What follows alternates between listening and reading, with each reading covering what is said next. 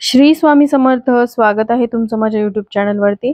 आजचा दिवस तुम्हाला खूप छान सुखाचा समाधानाचा जाऊ देत, हीच मी स्वामींच्या चरणी प्रार्थना करते आणि आजच्या या नवीन व्हिडिओला सुरुवात करते.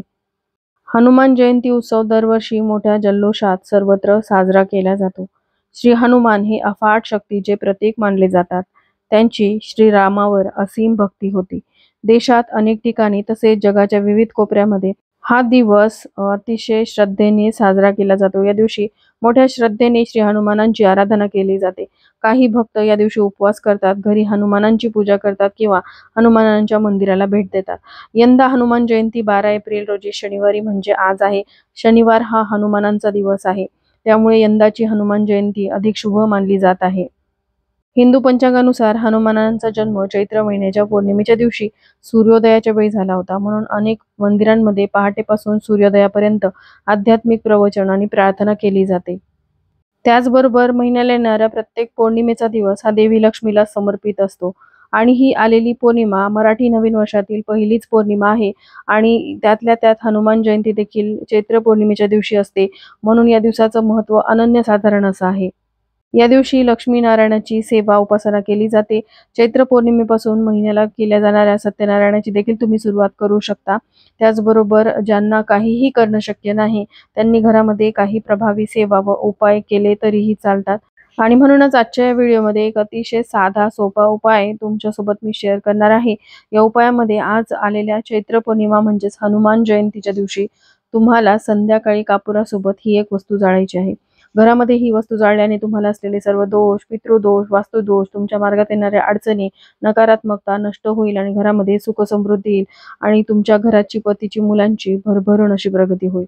तर हा उपाय कशा प्रकारे करायचा आहे, संध्याकाळी कापुरासोबत जी वस्तू जाळायची आहे, नंतर त्या वस्तूचं काय करायचं, ही संपूर्ण माहिती जाणून घ्यायची असेल तर व्हिडिओ स्किप न करता शेवटपर्यंत बघा.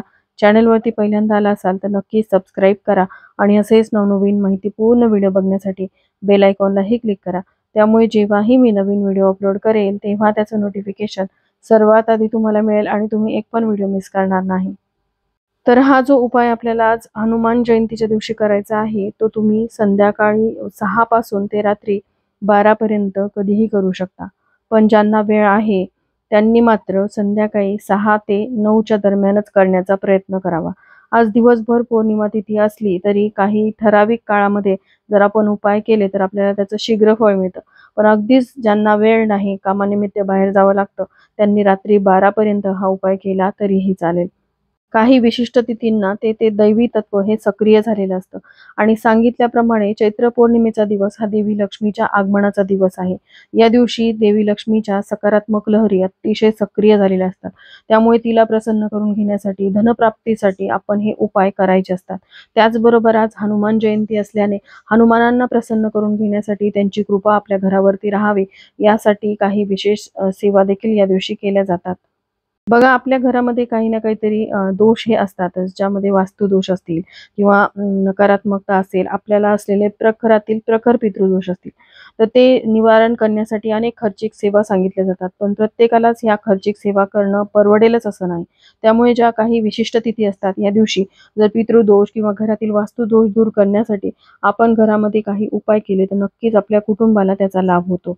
जर तुम्ही आर्थिक समस्येने त्रस्त असाल, घरामध्ये खूप कष्ट करून कमवून आणलेला पैसा फार काळ टिकत नसेल, यानं त्या कारणाने खर्च होत असेल, घरामध्ये कर्जबाजारीपणा झालेला असेल, त्याचबरोबर घरामध्ये आजारपणं वाढलेली असतील, घरामध्ये असलेल्या व्यक्ती वारंवार आजारी पडतात आणि त्यांच्या आजारपणाच्या उपचारामध्ये तुमच्या घरामध्ये आलेला पैसा खर्च होत असेल किंवा तुमच्या घरामध्ये भरपूर नकारात्मकता आहे, वास्तुदोष आहे, त्यामुळे घरामध्ये सतत वादविवाद, भांडण, क्लेश होत राहतात आणि कोणाशीही कोणाचं पटत नाही, घरामध्ये असलेली लहान मुलं सतत किरकिर करत राहतात, व्यवस्थितपणे खात पीत नाहीत, मुलं मोठी असतील तर ते हट्टीपणा करतात, अभ्यासामध्ये त्यांचं मन लागत नाही, घरातल्यांचं ते ऐकत नाहीत. त्याचबरोबर घरामध्ये अशी एखादी व्यक्ती असते तिची सतत चिडचिड होत राहते, घरातील सर्व सदस्यांवरती ती व्यक्ती रागराग व्यक्त करत असते, विशेषतः पौर्णिमा किंवा अमावस्येच्या दरम्यान. कारण बघा, पौर्णिमेच्या दिवशी चंद्र हा त्याचा पूर्ण 16 कलेनी परिपूर्ण असतो. हा दिवस देवी लक्ष्मीच्या आगमनाचा दिवस असतो.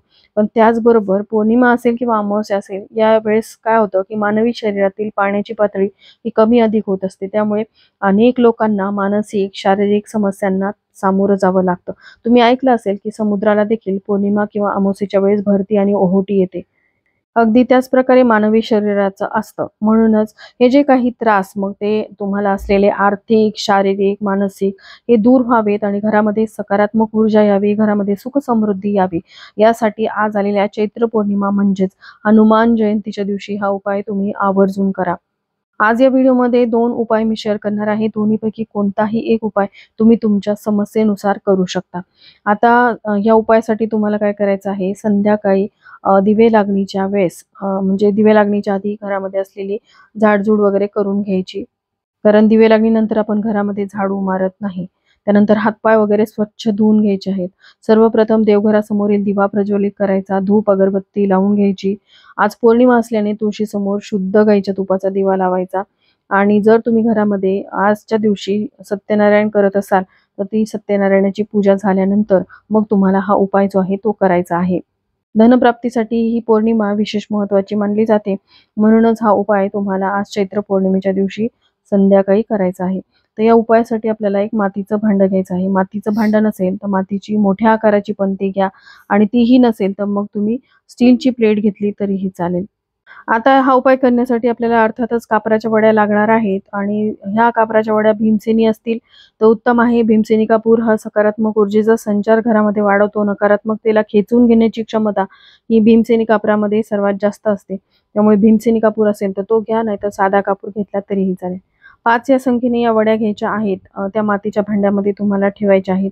त्यावरती 1 ते 2 थेंब तुम्हाला शुद्ध गाईचं तूप टाकायचं आहे आणि त्यानंतर बघा तुम्हाला 2 फूल असलेल्या लवंगा घ्यायच्या आहेत आणि ह्या लवंगा तुम्हाला त्या कापुरावरती ठेवायच्या आहेत आणि कापूर तुम्हाला प्रज्वलित करायचा आहे. हा कापूर प्रज्वलित केल्यानंतर आज चैत्र पौर्णिमा असल्याने बघा आपल्या कुलदेवीच्या मंत्राचा जप करायचा आहे आणि तो मंत्र म्हणजे 99 मंत्र. ओम ऐं ह्रीं क्लीं चामुंडाय विच. हा मंत्र जप करत आपल्याला मातीचं भांडं जे आहे ते संपूर्ण घरामध्ये फिरवायचं आहे. उपाय करत असताना घराच्या खिडक्या उघड्या असाव्यात, कारण जी ही नकारात्मकता किंवा जेही दोष आपल्या घरामध्ये आहेत ते घराबाहेर निघून जातील. कारण मुख्य प्रवेशद्वार उघडं ठेवणं प्रत्येकाला शक्य नाही. म्हणून तुम्ही खिडक्या तरी किमान उघड्या ठेवाव्यात आणि त्यानंतर संपूर्ण घरामध्ये हे मातीचं भांडं 99 मंत्राचं पठण करत फिरवावं. त्यानंतर बघा हे मातीचं भांडं तुम्हाला तुमच्या घराच्या मुख्य प्रवेशद्वाराबाहेर घेऊन जायचं आहे. मुख्य प्रवेशद्वारावरून सुद्धा हे मातीचं भांडं 3 वेळा ओवाळून घ्यायचं आहे. तुळशीवरून हे मातीचं भांडं 3 वेळा ओवाळून घ्यायचं आहे आणि त्यानंतर परत तुम्हाला देवघरासमोर हे मातीचं भांडं आणून ठेवायचं आहे. लक्ष्मी प्राप्तीसाठी, धनप्राप्तीसाठी ही अतिशय प्रभावी सेवा आहे.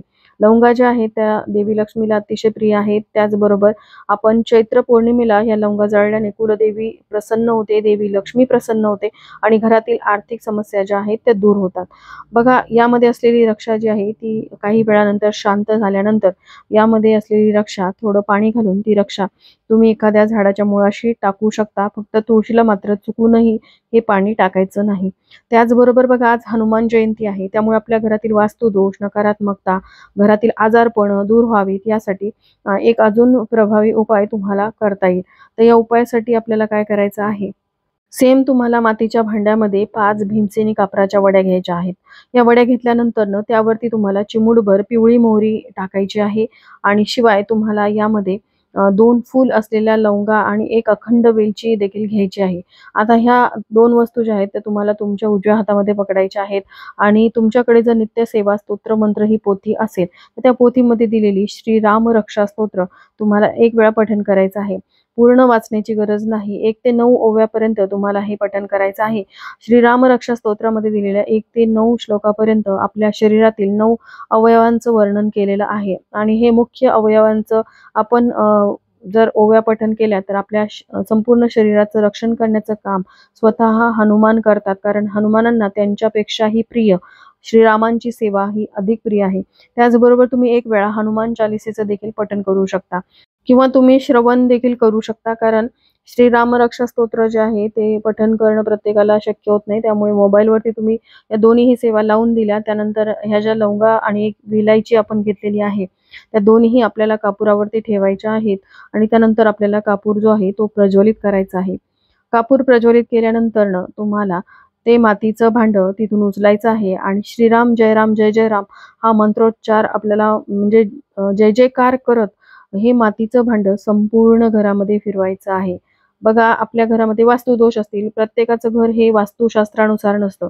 मग जे काही दोष आपल्या घरामध्ये आहे ते निघून जावेत यासाठी आपण काय करतो, की घर जर दक्षिणेकडे असेल तर तिथे दक्षिणमुखी हनुमान लावतो. हनुमान जे आहेत ते आपल्या घरातील कितीही वाईट शक्ती असेल, आपल्याला असलेले प्रखरातील प्रखर पितृदोष असतील ते दूर करतात. त्यांच्या कृपेने आपल्या घरामध्ये सकारात्मक ऊर्जा संचारते आणि हनुमानांची विशेष कृपा लाभते, कारण आपण श्रीरामांचा जय जयकार करणार आहोत. तर ही सेवा तुम्हाला करायची आहे. संपूर्ण घरामध्ये या कापुराचा धूर तुम्हाला फिरवायचा आहे. हा धूर फिरवत असताना घराच्या खिडक्या दारं सांगितल्याप्रमाणे उघडी ठेवावीत. त्यानंतर तुम्हाला घराच्या बाहेर जायचं आहे. आपल्या घराच्या मुख्य प्रवेशद्वारावरून हे मातीचं भांडं ओवाळून घ्यायचं आणि आपल्या घराच्या बाहेरच हे मातीचं भांडं जे आहे ते ठेवून द्यायचं आहे, जेणेकरून जी ही नकारात्मकता आहे ती घराबाहेर निघून जाईल. ज्यावेळेस यामध्ये असलेली रक्षा शांत होईल त्यावेळेस तुम्ही ही रक्षा एखाद्या झाडाच्या मुळाशी टाकून देऊ शकता. तर चला, याबरोबरच आजचा हा व्हिडिओ मी इथं सेंड करते. व्हिडिओ आवडला असेल लाईक शेअर सबस्क्राईब करा. श्री स्वामी समर्थ.